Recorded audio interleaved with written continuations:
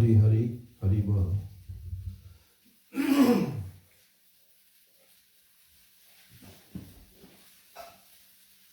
Shamdev's not feeling well.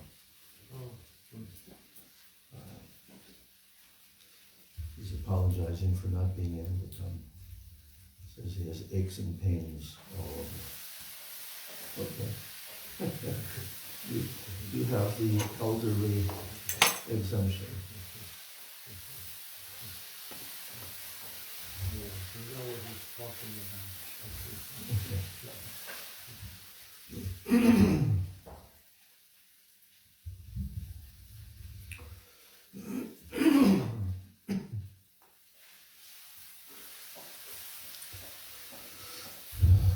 Shri Guru Gauranga Gandharvika Giridhari Shri Shri Radha Govinda Ji Ki Jai Shri Shri Radha Vinod Bihari Ji Ki Jai Jai Shri Prabhupada Ki Jai Shri Gurudev Ki Jai Shri Rupanuga Guru Varga Ki Jai Sachinandan Gaur Hari Ki Jai Shri Nityananda Prabhu Ki Jai Shri Panchatattva Ki Jai Jai Shri Jagannath Baladev Subhadra Sudarshan Chakra Ji Ki Jai Nrsimha Bhagavan Ki Jai Bhakta Kavara Shri Prahlad Maharaj Ki Jai Ananta Koti Vaishnava Vrinda Ki Jai Samagata Gaura Bhakta Vrinda Ki Jai Nitai Gaur Prananandi Vandeham Shri Guru Shri Dutaha Padakamalam Shri Gurun Vaishnavamscha Shri Rupam Sagrajatam Sahagana Raghunathan Vitam Tam Sajivam Sadvaitam Savadhutam Parijana Sahitam Krishna Chaitanya Devam Shri Radha Krishna Padan Sahagana Lalita Shivisha Kan Vitamstra Om Agyana Timirandasya Gyananjana Shalakaya Chakshurun Militam Yena Tasmai Shri Gurave Namaha Mukam Karoti Vachalam Pangam Langayate Girim Yat Kripa Tamaham Bande Shri Gurun Dinataranam Vancha Kalpa Tarubhyascha Kripa Sindhubhya Evacha Patitanam Pavanebhyo Vaishnavebhyo Namo Namaha Namo Mahavadanyaya Krishna Prema Pradayate Krishnaya Krishna Chaitanya Namne Gauda Tishe Namaha Nityanandam Namastubhyam Prem Ananda Pradayane Kalo Kalmashanashaya Janava Pataye Namah Ajanulam Bitapujo Kanakavadato Samkirtanaika Pitaro Kabalaya Taksho Vishvambaro Dvijavaro Yugadharma Palo Bande Jagat Priyakaro Karunavataro Panchatattvatmakam Krishnam Bhakta Rupa Swarupakam Bhaktavataram Bhaktakyam Namami Bhakta Shaktikam He Krishna Karuna Sindho Dina Bandho Jagatpate Gopesha Gopika Kanta Radha Kanta Namostute Tapta Kanchana Gaurangi Radhe Vrindavaneshwari Vrishabhanu Sute Devi Pranamami Hari Priye Jayatam Suruto Pangor Mama Mandamater Gati Matsarvasva Padambojo Radha Madanamohano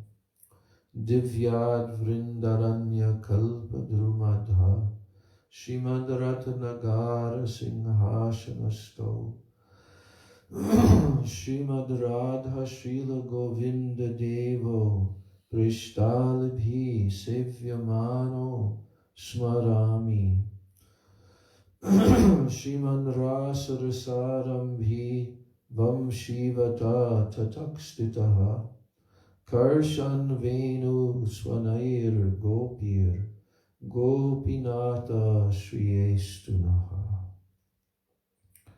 Brindai Tulsi Debai Priyai Keshavasyacha Krishna Bhakti Prade Devi Satyavachai Namo Namaha Bhaktya Vihina Aparadha Lakshai Kshiptascha Kamari Taranga Madhye Kripa Maitvam Sharanam Prapanna Vrinde Namaste Charanara Vindam Sri Krishna Chaitanya Prabhu Nityananda Shri Advaita Gadadhar Shivas Adi Gaura Bhakta Vrinda Hare Krishna Krishna Krishna Hare Hare Hare Rama Rama Rama Hare Hare Hare Krishna Krishna Krishna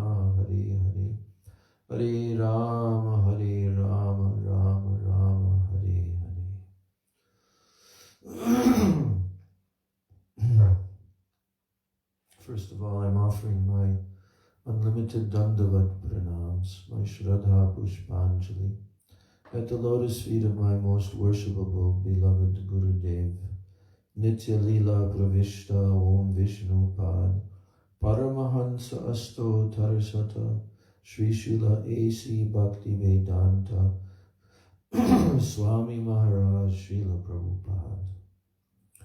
I'm then offering my same unlimited Dandavat Pranams and my Shraddha Pushpanjali unto the lotus feet of my most worshipable beloved Siksha Gurudevs, Nitya Lila Pravishta Om Vishnu Pad, Paramahansa Asto Tarasata Sri Srila Bhakti Rakshak Sridhar Goswami Maharaj, and Nitya Lila Pravishta Om Vishnu Pad Paramahansa Asto Tarasata Sri Srila Bhakti Vedanta Narayan Goswami Maharaj. I'm offering my Dandavat Pranams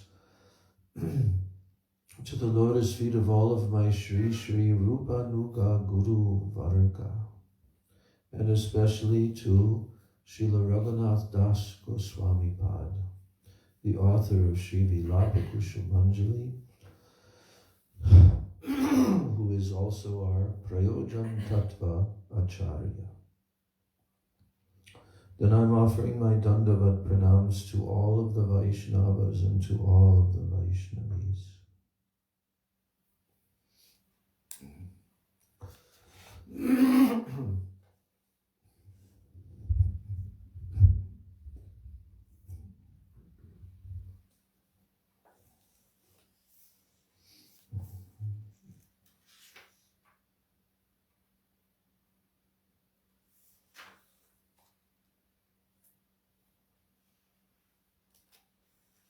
So we completed verse 19, and we began to read verse 20. But there's more of Srila Gurudev's purport to read.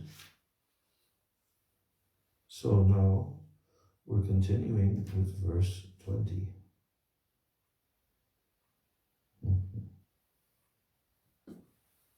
Actually, we didn't read any of the purports. No, we did, sorry.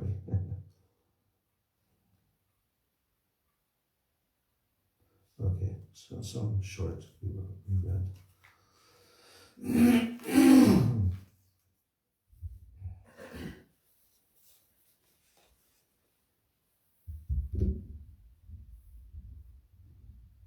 So I'm reading the verse.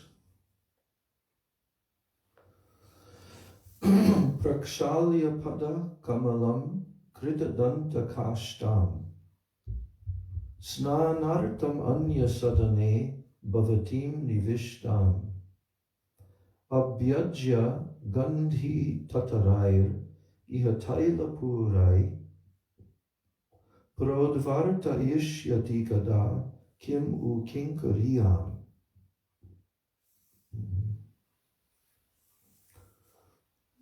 When will this maid servant brush your teeth with a twig, wash your lotus feet, and when you have entered another room, massage you with scented oil? So you can repeat.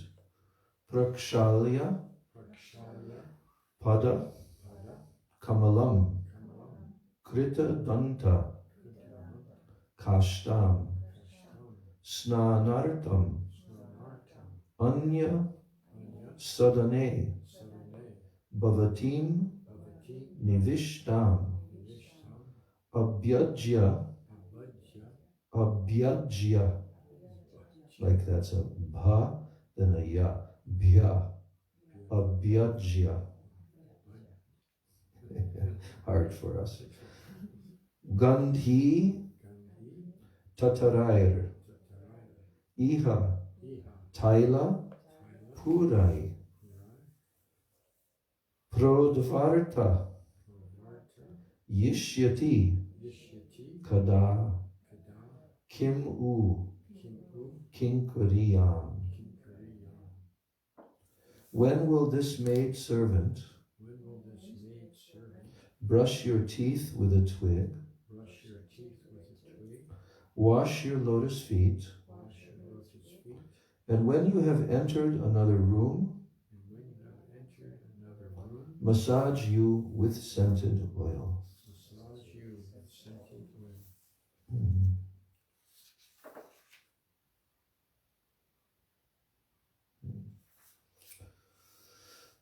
So, Srimati Radhika, along with her companions, have returned from Nishanta Lila. This is Gurudev's commentary.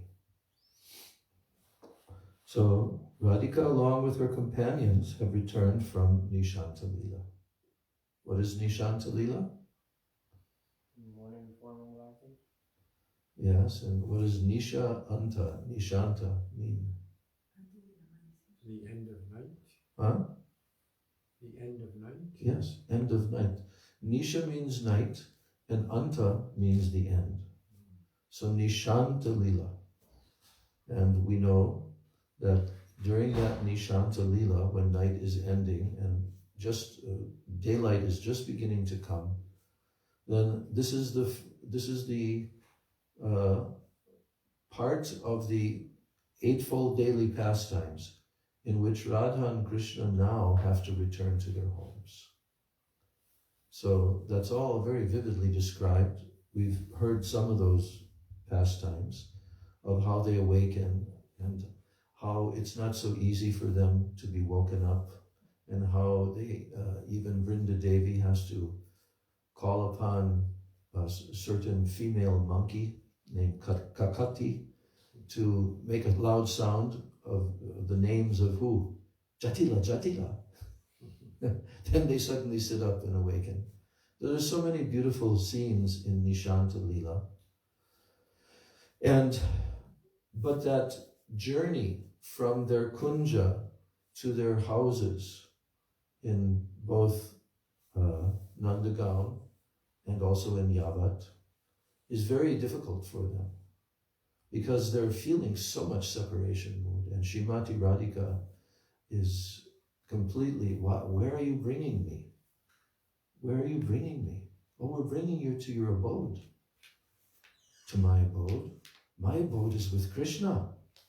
That is not my abode. That is where there are snakes and scorpions just simply wanting to bite me. She's speaking like that. But somehow the Sakis and the Manjaris, they managed to bring Srimati Radhika back to her room in Yavat. without anyone knowing where she was. And this happens every single morning, every single Nishanta pastime for eternity. But every day, it's completely new and fresh. There is no past, there is no future. Everything is completely eternal present. It's hard for us to understand that, but that is the nature of the transcendental realm. So Srimati Radhika, along with her companions, have returned from Nishanta Leela. And Krishna has also returned to his bed. And Srimati is also resting. And the rest of hers then, at that time, is very sweet. Her resting is very, very sweet. So then, Gurudev has a little section. We read some of this yesterday. What do we do when we wake? So then Raghunath Das Goswami is now in the mood of a sadhak. When he's praying this prayer, he's in the mood of a sadhak. However, he also feels all the moods of the siddhas. And who are the siddhas? Yes, all of the associates in the Leela. These are all the siddhas. And he himself also has his own siddhadeha there, his eternal spiritual identity and form, as who? Rati Manjari and Tulsi Manjari. So, he feels all the moods of the siddhas, although he is now in the mood of a sadhak.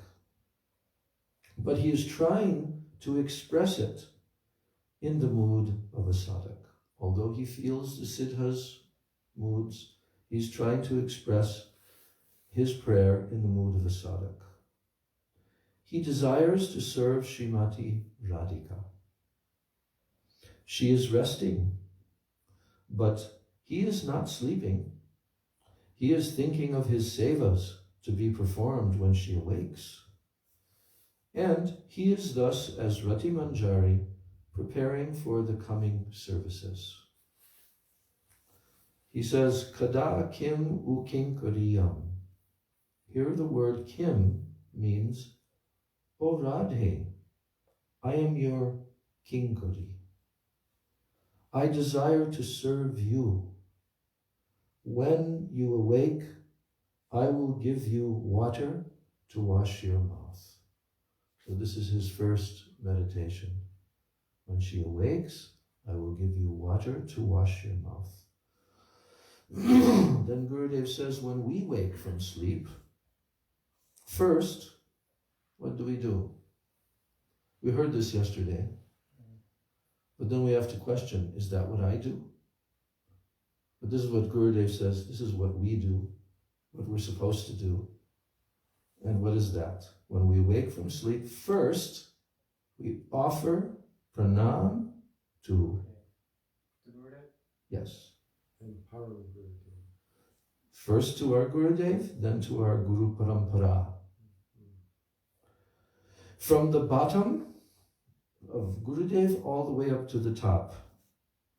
Then we offer to our Gurudev, Param Guru, Parat Paraguru, all the way to Krishna, Radhika, all the way to Braj and all the places of Braj, and to all the kinkaris of Radhika and Krishna.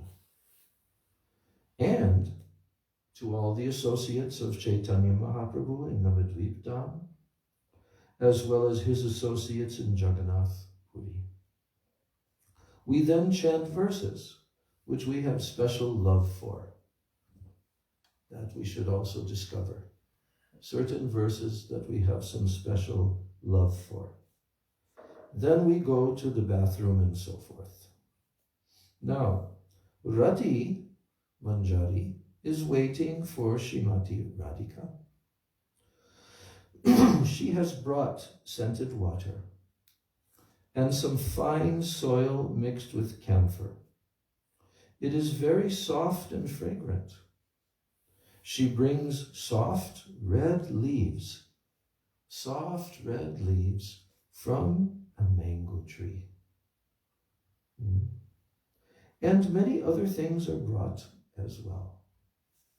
Srimati Radhika's Swarup, now we're hearing again to remind us about her bathing. And this is taken from Srila Raghunath Das Goswami's composition, which is called Sri Sri Premamboja Maranda Stotram. Premamboja Maranda Stotram. So, Srimati Radhika's Swarup is Bhavamayi. What does Bhavamayi mean? Her Swarup means her form, her body. Like she has all the bhavs. Yeah, what bhavs? Yes. Yes. Bhavamayi, because Bhavamayi, just like Krishnamayi or any of these, means completely absorbed in. Bhavamayi. So everything about her, top to bottom, is comprised of Krishna Prem. There is nothing about her that is not comprised of Krishna Prem. We think that Krishna Prem is some kind of feeling. In the transcendental realm, their bodies are made of Krishna Prem. All of the associates of the Lord are made of Krishna Prem. And what is that? The desire to serve Krishna. That is all she is made of. There is nothing else. And thus, she is called Bhavamayi. So in Chaitanya Charitamrita Madhya Lila 8th chapter, in the discussion between Madhya 8 is what? Ramananda Roy. Samvat, yes. So well into that discussion, then it has been stated in that prayer written by Raghunath Das Goswami, Sri Sri Premam Boja Maranda Stotram, that Srimati Radhika's transcendental form is comprised completely of Mahabhav. Cannot imagine. All of the forms of this world, male, female, however beautiful they may look, they're comprised of dull material energy. What are the elements of the material nature? Krishna says in the Bhagavad Gita that he has 8 separated energies. Do you remember what those are? Is that the 8 elements? Like earth, fire, water, air? Oh. Yes. And also ego, intelligence, mind, ether? Yeah. It goes from the most gross to the most subtle. Earth, Bhumi, Apa, water, Anala, fire, Vayu, air, Kam, ether, Vayu, Kam, Mana, mind, Buddhi, intelligence, and false ego, Ahankar. Binna Prakritir Ashtada. These are my 8 separated material energies, he calls them. Binna means they're different than me. So Krishna has his internal energy and his external energy. So our bodies are all made of Krishna's external energy in this conditioned state, right? And so we may have a body made mostly of water, which we do. This human form that we have in this world is comprised mostly of the water element, then earth element, so fire element. These are all there within these temporary physical bodies that we have. And the subtle body that we have, that stays with us. That subtle body is practically indestructible, we could say. It's exactly the same subtle body that we've had for trillions of years and lifetimes. Not a different subtle body. We don't leave the subtle body. The subtle body goes to our next gross body, along with the Atma. So, the gross body is made of the physical 5 elements, Pancha Mahabhuta, and then the subtle body is made of the 3 elements of mind, intelligence, and false ego. There is nothing separate, nothing else besides these 8 elements. So, but the Atma is captured within this temporary body and is undergoing the results of his previous actions in the previous bodies, in the previous lifetimes. Suffering and enjoying, suffering and enjoying. This is what is going on.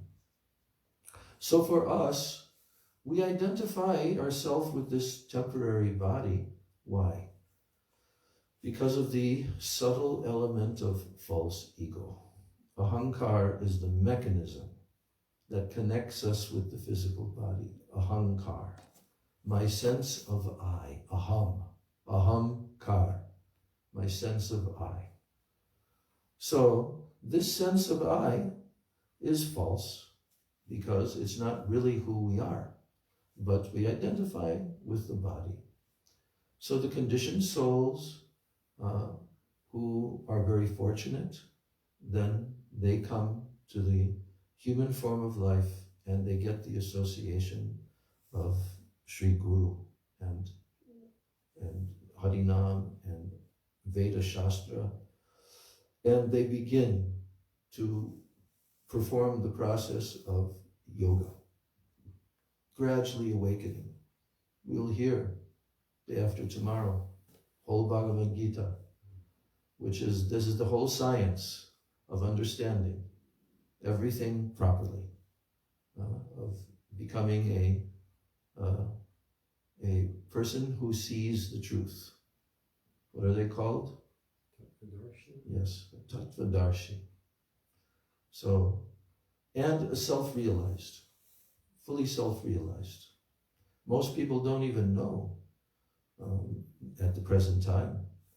People are so ignorant in this Kali Yuga, and they don't know what the purpose of the human body is and what they're supposed to be striving towards, what kind of knowledge they're supposed to acquire, how they're supposed to live their lives so that they can advance and go upwards like that. Most people have no idea of this.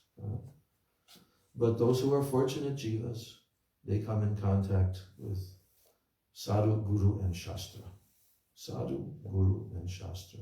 And in this way, they begin the process of yoga, of uniting the Atma with the Supreme.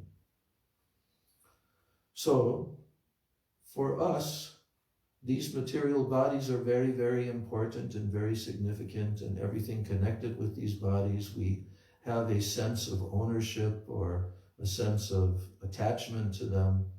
But in fact, it's all a dream. We can hear that it's all a dream, but still, we're very attached to that dream. We think that this is our real life, that we're focusing on our real life. So that's kind of like in the beginning stages of self-realization. That's, as Krishna teaches, karma yoga. Because karma yoga means one is attached to the body and gradually to the activities of the body and all the duties pertaining to the body and so forth. But there is a desire to connect the self with the Supreme. That's there. And therefore, there is some sacrifice of the result of our action, karma, the result of our karma, the result of our action, and we want to sacrifice that. So that's the beginning stages of yoga. So as we advance, we've heard so much about how through the different stages, gradually the Atma is becoming more and more very clear, very awakened, and transcendental knowledge is coming. And one becomes very much attached to the process of self-realization, to the process of yoga, but especially bhakti yoga. Actually, the whole Bhagavad Gita's message is about bhakti yoga. But Krishna is addressing the eligibility levels of the different jivas in order to show that bhakti is the ultimate process and bhakti is the ultimate attainment. Everything else, sarvadharman parityajya, is meant to be given up. So, this very scientific process Krishna has given for the jivas in this world of the Sanatan Dharma means the eternal function of the soul, Sanatan Dharma, or Jiva Dharma, the Dharma of the jiva, what the jiva is supposed to do. But there is also a system for the human society called Varna Ashram, and the divisions of social and spiritual divisions. So in this way, gradually we wake up more and more and more. We're reading about the topmost personality in the universe. A personality like Raghunath Das Goswami, who's descended from the spiritual realm, who has come to demonstrate to us how in the higher stages of attainment in bhakti, when one is gradually going beyond even the stage of nishta, attaining ruchi, going deep into asakti, and finally coming to the stage of bhav, then there is no more identification at all with the temporary body, even the subtle body. There's no identification there. And one attains siddha-deha. So that siddha-deha, while that is being attained internally, externally, the physical body is here, but what happens to that physical body? Does that remain just a mundane material body in the stage of bhav? It turns into I heard like you cannot take prem about. No, it can't take prem, but in the stage of bhav. Oh, it gets spiritualized. In material body, like the iron in the fire. That's the example. So that's why a self-realized pure devotee, he's not, we don't look at their bodies as being material. That is, to think that a Vaishnava has an ordinary, mundane, material body is actually a Vaishnava aparad. The pure devotees, their bodies are fully absorbed. They're in the stage of bhav. And therefore, everything about them is transcendental. Everything about them, all of their actions, all of their thoughts, all of their desires, everything is completely transcendental. There's no more identification with the temporary body.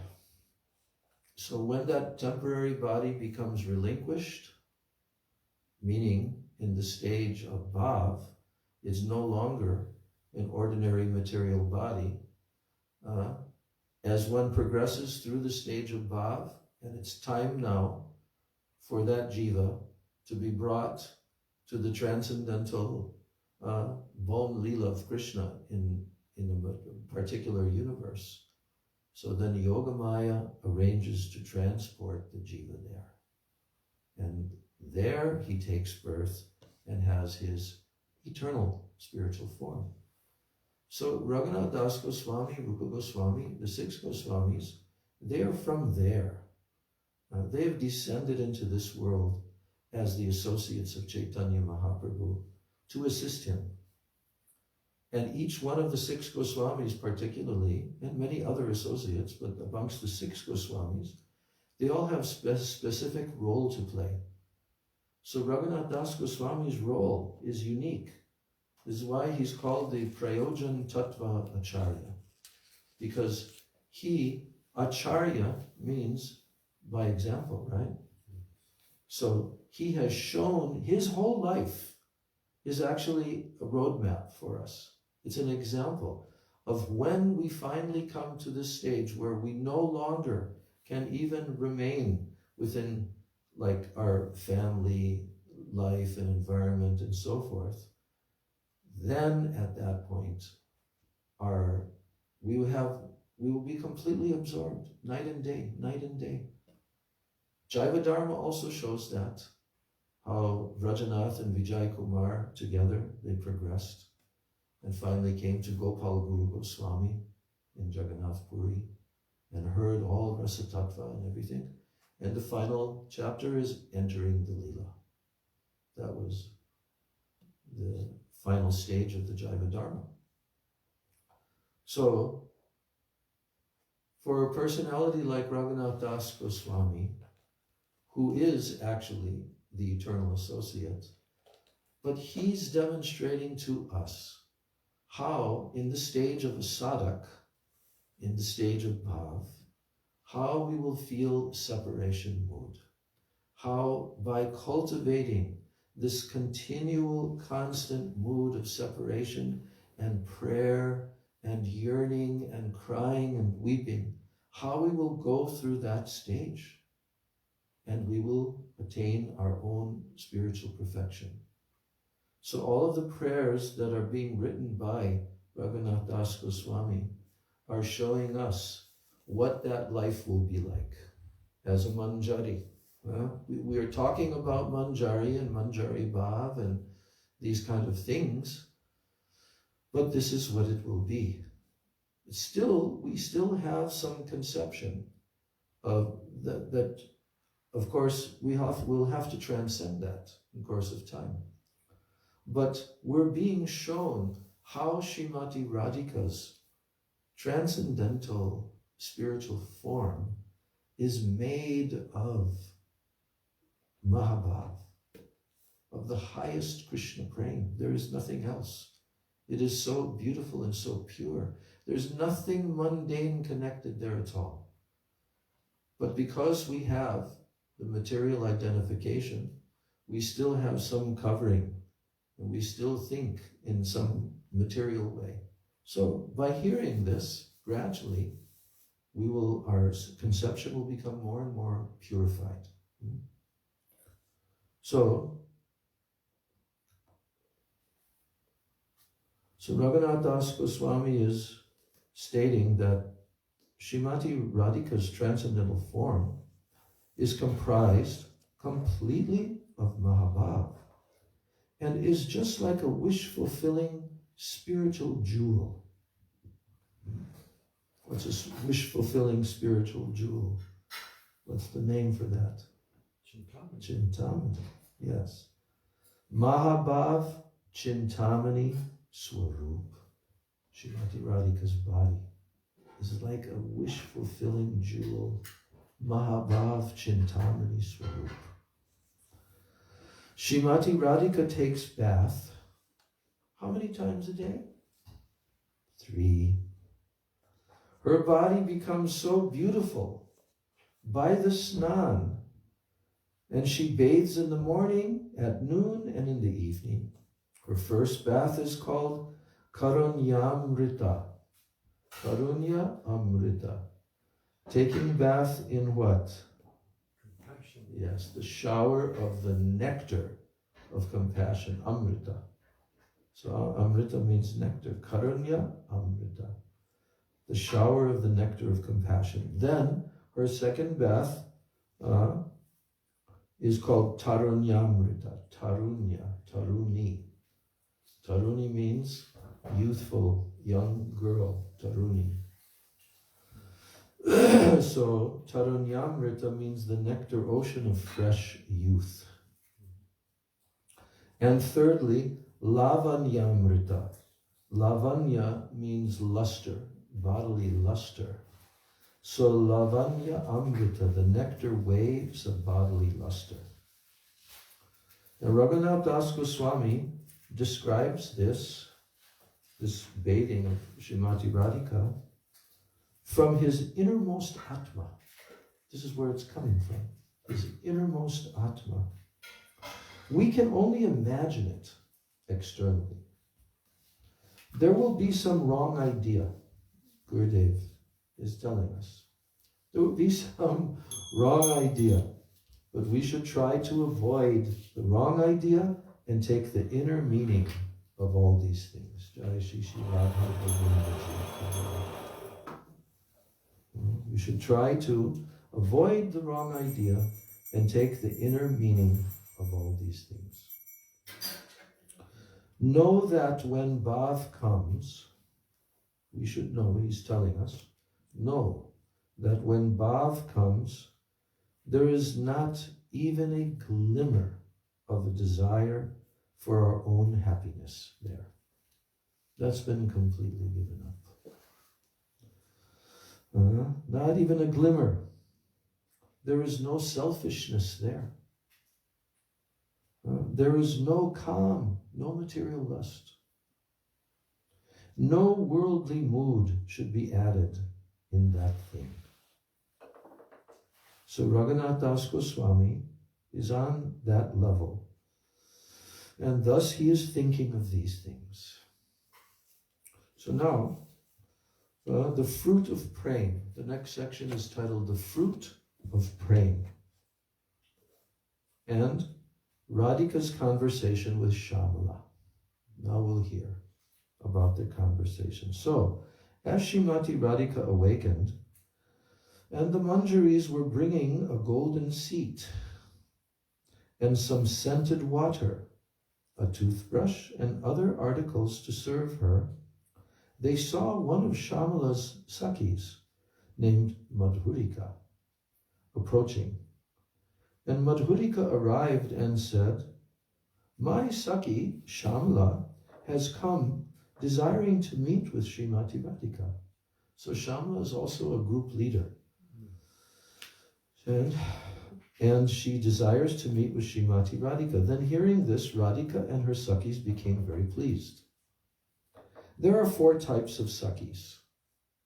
Now we can think. There are 4 types of Sakhis. 4, yes? So, the first type is called Svapaksha. You can say that. Svapaksha. Svapaksha. Svapaksha. Okay? So Svapaksha means that they are belonging to Radhika's own party. Those types of gopis, Svapaksha gopis, they're belonging to the party of Radhika directly. Then the second type is called Tatashta. Tatashta. So Tatashta means neutral. They're not against, they're not for, they're neutral. Tatashta. Then the third type of Sakhi is called Vipaksha. Vipaksha means inimical. We think, wait a minute, I thought this is the spiritual world. No, there is also for and against there. This is all the background created by Yogamaya. So, Vipaksha, so it's the opposite of Svapaksha. Svapaksha means those who belong to Radhika's camp. Tatashta means those who are neutral to Radhika. Vipaksha means those who are inimical. And then there's one more type. It's called Suhrid. Friendly. They're friendly to Radhika. So Shyamala is Suhrid Sakhi. She has a friendly mood towards Srimati Radhika. Which means that between them, between Radhika and Shyamala, they can discuss very intimate things. So Shyamala came to take bath. What is the water here? What is this water of taking bath? Srimati Radhika is a pond. she is a pond. She is a sarovara. Sarovara means like pond, like lake. And her bhavs are water. Shamla did not come to take bath in the Yamuna or any other water, but to take bath in the bhavs of Srimati Radhika, to hear about what took place last night when Srimati met with Krishna. So that's how Srimati is considered to be a pond. And all of her moods are the water in that pond. And Shamala, because she's a Suhrid Saki and very friendly toward Radhika, she wants to now hear all these sweet details of Srimati's meeting with Krishna the previous night. Now, seeing that she had arrived, Radhika stood up and embraced her because she has respect for her. Saying, "Oh Shamla, this is a good morning indeed. This is a very good morning." Then Shamla replied, "Why?" to Radhika. Because Radhika is saying, "Oh Shamla, this is a good morning indeed." And Shamla replied, "Why?" And then Radhika said, "I was suffering in separation, but upon seeing you, I feel so much better. So this is certainly an auspicious morning. I have grown a tree of Krishna praying, and this tree is certainly very beautiful with its strong branches and its green leaves, but as of yet, it has not produced any fruit. And today is such a good morning, because upon seeing you, my tree will certainly bear fruit. I was waiting for you to come. Now I am hopeful that my tree will soon produce flowers, and from those flowers, fruit will come." This is how Radhika greeted Shamla. So Shamla then said, "I think that you are not speaking truthfully. I am seeing that the tree has fully matured, and it is full of very scented flowers and sweet golden ripened fruits, which you are always relishing. As the first juice, which comes from a mango, is bitter, and it produces a sore, I am seeing that tasting the juice of these fruits has produced so many symptoms in your appearance." So see how they're talking with metaphors and all these imagery. So Shamla is not agreeing with Radhika. Shamla is not agreeing that Radhika's tree that she has planted has not grown any fruit. Why? Because she sees that her tree is full of beautiful, sweet flowers and scented and sweet golden ripened fruits, and Radhika is always relishing these. And then she's giving a comparison that just like the first juice, which comes from a mango, is bitter, and it produces a sore, I am seeing that tasting the juice of these fruits has produced so many symptoms in your appearance. The red color of that juice has come in your eyes. Why? Why? Perhaps because you were relishing that juice all night long. And the drops of that juice on your cloth also indicate that you have been drinking that juice in abundance. Yet you are telling me that your tree has not produced any fruit? I see the evidence that you are always picking that fruit and tasting it. So they're using these examples, and they're not directly talking about the details of how Radha and Krishna are meeting and so forth.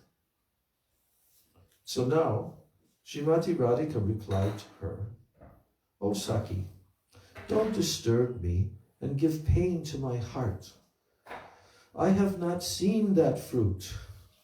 I have not seen it, nor am I familiar with its taste. But at the same time, you cannot tell a lie." So she's respecting what Shamla is telling, that Shamla is not agreeing. But Radhika is still saying, you may see, but I'm not seeing that fruit. I'm not tasting that fruit.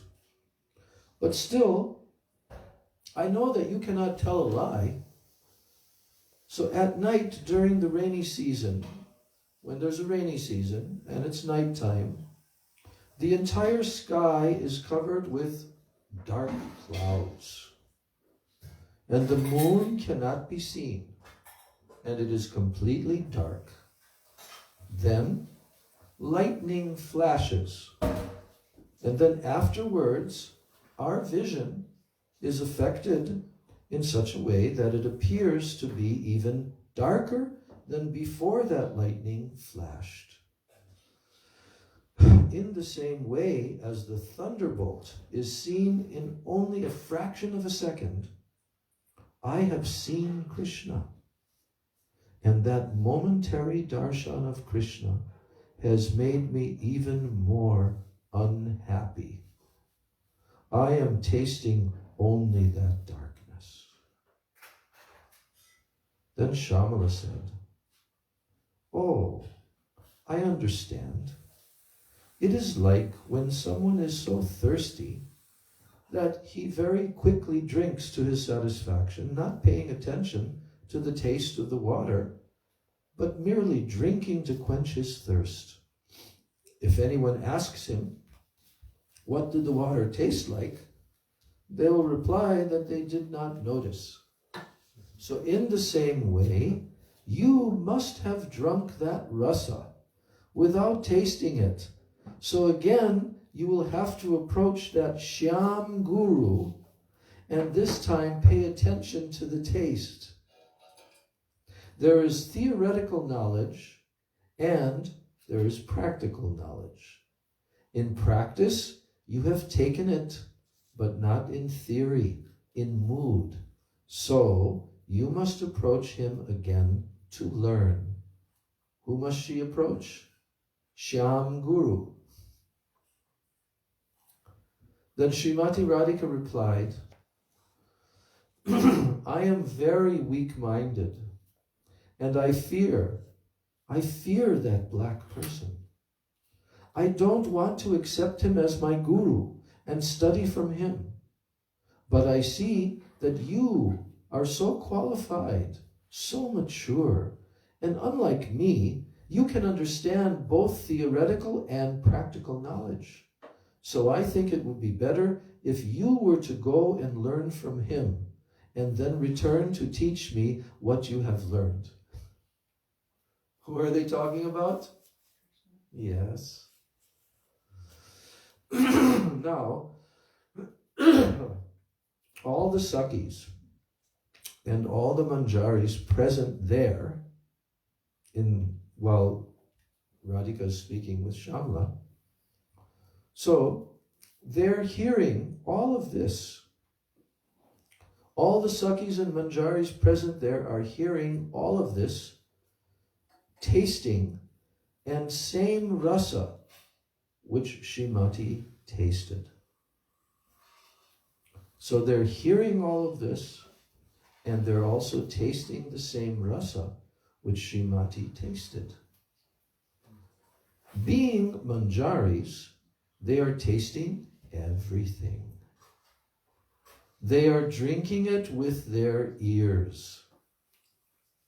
Then Shamala embraced Srimati Radhika, and she said, Saki, I see that your tree is full of fruit, and even if now you are not seeing them, then certainly within a few days you will also see that so many beautiful and sweet fruits have come. So then, after saying this, Shamala departed laughing. You see? This is Braj Riti. This is the moods of Braj and how the Brijbasis have their interrelationships. This is necessary. Like Shamala, she is friendly. She is Surit, just friendly. And she plays that role of being able to joke in such an intimate way with Srimati Radhika and bring joy to Radhika's heart and encouragement also. So then, when Shamala departed laughing, then the Manjaris were ready to bathe Srimati Radhika.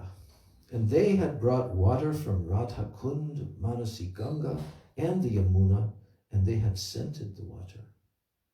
They have mixed soil and camphor, and they brought everything needed for her bath. They sat her on the sitting place, and after removing her heavy dress and replacing it with a very light one, they brushed her teeth, massaged her head, and her entire body with fragrant oil. Not every Saki can perform this service. For instance, Lalita and Vishaka, they cannot do it. They can't do it. Srimati's body was massaged with oil in such a way that Radhika thought that Krishna himself was doing it. They knew how Krishna massages Radhika because they have learned it directly from Krishna. And all the while, they were talking only about Krishna. So that's the description of the bathing. And now the last section of this verse, of this commentary, is Krishna's playful signals with Madhumangal. You know who Madhumangal is? Who is Madhumangal? Friend of Krishna, yeah. Anything more? Son of Varanasi. Yes. Anything more? Yeah, he just said that. Must be related to Radhika somehow. No. Yeah. He is also a special kind of Saka. Because just like there's different types of Sakis, so there's also different types of Sakas. Cowherd boy. And what category is he in? Priyanarma Saka. Yes. He is a Priyanarma Saka. And what does a Priyanarma Saka do? What's the main service of a Priyanarma Saka? Helps to arrange Krishna's meeting with Radhika. Yes. And has full knowledge of how Krishna is meeting with Radhika. The other Sakas, they don't know.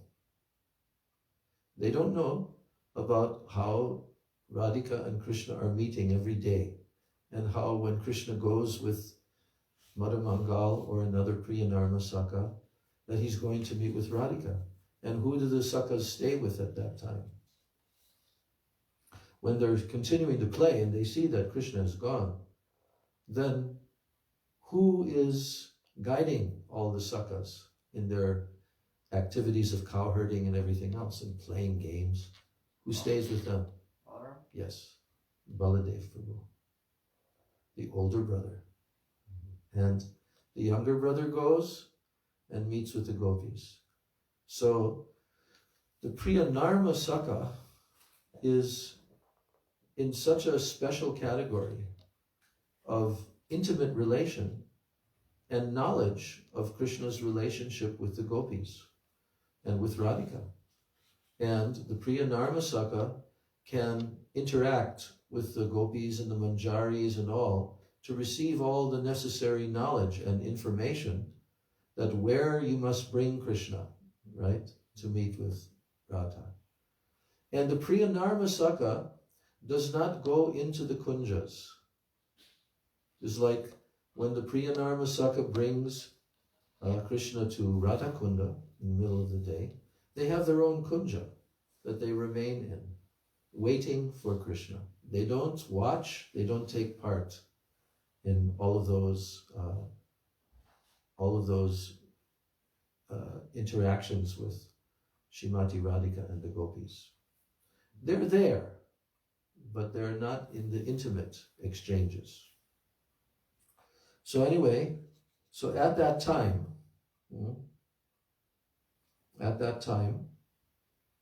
when the gopis were massaging Srimati Radhika, then Dhanishta sent a Saki to Srimati Radhika to inform her of Krishna's position, meaning where is Krishna, because Dhanishta knows. So after returning from Nishanta Leela, Krishna was sleeping. And when the sun was ready to rise, then Yashoda Devi, with Purnamasi, went to Krishna to wake him up. "Oh Lala, wake up." Then saying this, she took Krishna's head with her left hand and kissed him. Mother Yashoda, "Oh Lala, the cows and your friends are waiting for you, but you are still sleeping." Then she noticed some marks on Krishna's mouth, and she thought, "These naughty boys, they are so restless that they scratch him while wrestling. Or perhaps the cows are moving toward kunjas, and Krishna runs after them, and the thorns scratch his body." She sees all these signs. So at that moment, Madhumangal arrived, calling out, "O Saka, O Kanaya."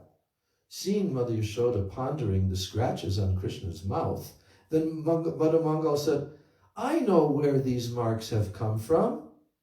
He is playing with Sakis," Madhumangal said. So in Sanskrit, the word Saki is both masculine and feminine. Never knew that. Yashoda thought that Madhumangal was referring to Krishna's cowherd boyfriends. But Krishna thought the opposite. And behind Yashoda's back, Krishna placed his finger to his lips, signaling to Madhumangal not to tell her, right? But Madhumangal signaled back, indicating, "I will disclose everything." So Krishna was thinking that if Madhumangal were to disclose the truth, it would be very shameful, Krishna was thinking. So Krishna signaled back, "If you don't disclose the truth, I will give you ladus.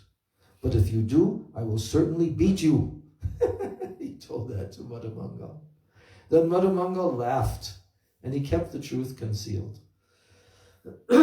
After that, Krishna took water from his friends and Yashoda Mai and Rohini Devi. They washed his mouth, drank something, took makan and misri, and then went to the cow barn. What's makan and misri? You know what that is? You know? Makan is butter, and misri is this sugar candy. It's called misri. You know, that's made from the sugarcane juice, and it's like the final product. It's clear, actually. It's clear, you know, and very, very sweet. So Krishna eats mishri and makan before he goes to the cow barn. And so then the Sakis heard this. What did they hear? That Krishna had gone to the cow barn. And then the Sakhis bathed in Krishna's Katha, Krishna Katha, as they served Srimati Radhika. Now the sadhakas also pray. The sadhak also prays, "Oh, when will the day come when we will serve Srimati Radhika in this way?" This is the prayer of Tulsi Manjari. This is called Bhavamayi Seva. We should not try to enter this in an unqualified stage. We can hear and we can pray to our Gurudev, to the Vaishnavas, to Krishna and his associates. There are two kinds of sadhakas, those who want to serve Krishna and those who want to serve Srimati Radhika. We should take the association of the sadhaks wanting to serve Radhika, not those wanting to serve Krishna, whether it is Svajatiya or not. We should be in the shelter of Svajatiya Snigdha Vaishnavas with the desire to serve Srimati Radhika. So Svajatiya, you know what this means? Like there are three qualities in bona fide sadhu sangha. Rupa Goswami has written this in Bhakti Rasamrita Sindhu. He says, Svajati ashaye snigdhe sadhu sangha svatovare. Svajati ashaye. So the first quality, if we want to have favorable sadhu sangha, is called svajatiya. And jati, sva means one's own. And jati also means like a family line or dynasty, jati. Like when you were born, you're born into a particular jati, right? So in our aspiration to attain Krishna prema, and in our stages that we're going through, the favorable sadhu sangha for us will be that sadhu who we're associating with has three different qualities. First one is svajatiya. That means they are in the same line as we aspire to serve Krishna, to serve Radha Krishna. For example, there may be a very great Vaishnava who is a devotee of Lord Ramachandra, Lord Ram. So his association will not be considered svajatiya because a different Ishtadeva, you see. So that's the first quality. That's what Gurudev is pointing out here, that we should associate with Vaishnavas who also have this desire to serve Radha, you see. So the second quality is snigdha, which means they're affectionate to us. That sadhu is affectionate to us. Because if they're not affectionate to us, then we cannot get their association. They have to be willing and desiring to show us affection. So that's the second quality of the sadhu sangha. And the third quality is called svatovare. That means that sadhu should be in a much higher position than us, superior to us, svatovare.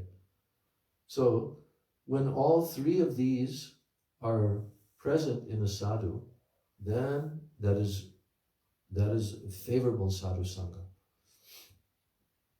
So we were so fortunate that we came to the lotus feet of our Prabhupada in this same line, in this Rupanuga Guru Varga line.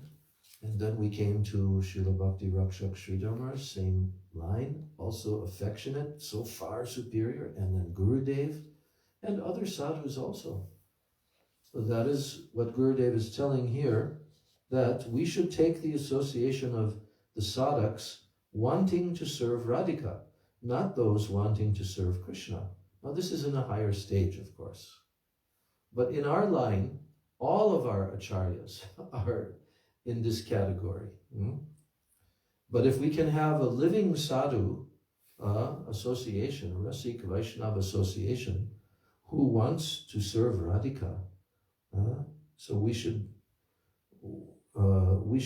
be in the shelter of Svajatiya Snigdha Vaishnavas with the desire to serve Srimati Radhika. And this is the last short paragraph. I'm just finishing this. this is also for Yat Preshtar Apiyalam Asulabam Kim Punar Bhakti Bhajam. This is a quotation from the Upadeshamrita, 10th verse. Here, Preshtaya means very dear, like Narad, like Sanak, Sanatan, and others. They are realized souls, they are premi bhaktas, eternal associates of Bhagavan, but they don't have the service of Srimati Radhika. They are not her kinkaris. They have no braja prem. Mostly they are all dasya bhav. Narad and Uddhav are thirsty for this, but they have not got it yet. So if we have the association of a person who has agreed like this to serve Srimati Radhika and her associates, and especially the Tat Tat Bhav Icchamayi Gopis, then we can advance in Raga Nuga, Sadhana, Bhakti. Gaur Premanandi. Shri Vilapa-kusumanjali ki jai. Jai Shri Raghunath Das Goswami Pada ki jai. Jai Shri Rupa Goswami Pada ki jai. Shri Rupa Nuga Guru Varga ki jai. Sachinandan Gaur Hari ki jai. Nitai Gaur Premanandi. Hare Krishna, Hare Krishna, Krishna Krishna, Hare Hare. Hare Rama, Hare Rama, Rama Rama, Hare Hare. Hare Krishna, Hare Krishna, Krishna Krishna, Hare Hare. Hare Rama, Hare Rama, Rama Rama, Hare Hare. Hare Krishna, Hare Krishna, Krishna Krishna, Hare Hare. Hare Rama, Hare Rama, Rama Rama, Hare Hare. Hare Krishna, Hare Krishna, Krishna Krishna, Hare Hare. Hare Rama, Rama Rama. Jaya Radha Govinda, Radha Govinda Radhe. Radha Govinda, Radha Govinda Radhe. Jaya Radha Ramana, Radha Ramana Radhe. Radha Ramana, Radha Ramana Radhe. Jaya Radhe, Jaya Krishna, Jaya Radhe, Jaya Krishna, Jaya Radhe, Jaya Krishna, Jaya Radhe, Jaya Krishna. Jaya Sachinandan, Jaya Gaurahari, Sachinandan, Jaya Gaurahari, Jaya Sachinandan, Gaurahari, Sachinandan, Jaya Gaurahari.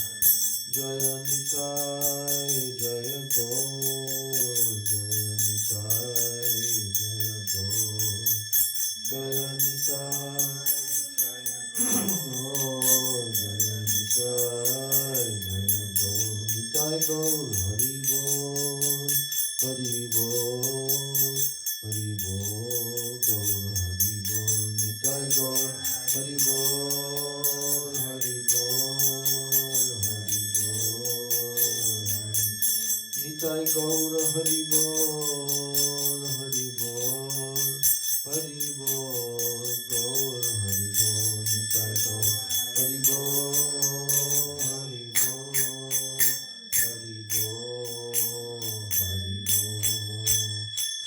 Nitai Gaur Premanandi, Hari Hari Bol. Jai Shri Parikar, Shri Shri Guru Gauranga Gandharvika Giridhari Radha Govinda Jiyo ki jai, Shri Prabhupada ki jai, Shri Gurudev ki jai, Shri Rupanuga Guru Varga ki jai. Ananta Koti Vaishnava Vrinda Ki Jai, Samagata Gaur Bhakta Vrinda Ki Jai, Nitai Gaur Premanande, Brindai Tulsi Debai Priyai Keshavasya Cha, Krishna Bhakti Prade Devi Satyavachai Namo Nama, Vansha Kalpatarubhascha Kripa Sindhu Bevacha, Patitanam Pavanebhyo Vaishnavebhyo Namo